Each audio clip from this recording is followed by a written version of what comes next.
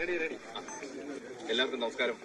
ആദ്യം തന്നെ ഇങ്ങനൊരു നല്ല കർമ്മത്തിന് ദൈവം ഒരു സാഹചര്യം തന്നു.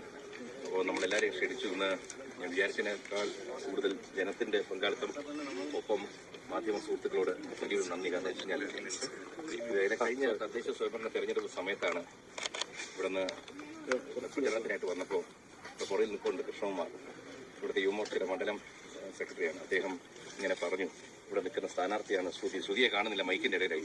ഇലക്ഷൻ സമയത്ത് നമുക്ക് വലിയ വാഗ്ദാനങ്ങൾ കൊടുക്കാൻ പാടില്ല.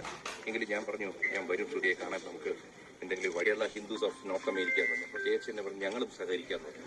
അപ്പോൾ അങ്ങനെ ആ ഒരു സഹകരണത്തോടുകൂടി നമ്മുടെ പ്രിയ സഹോദരി ശ്രുതിക്കും കുടുംബത്തിനും നല്ലൊരു വീട് വയ്ക്കാൻ, അതിന്റെ തറക്കല്ലിടാനായിട്ട് ഒരു സാഹചര്യം ഒരുങ്ങി.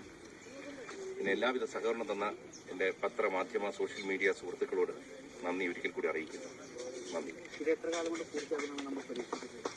മെയ് മാസം 30 തീർത്തു തരാമെന്നാണ് കോൺട്രാക്ടർ ഇവിടെ പറഞ്ഞിരിക്കുന്നത്. അതെ, മെയ് 30 തീർച്ചയാണ് എൻ്റെ വിശ്വാസം. എന്താ പറയുന്നു?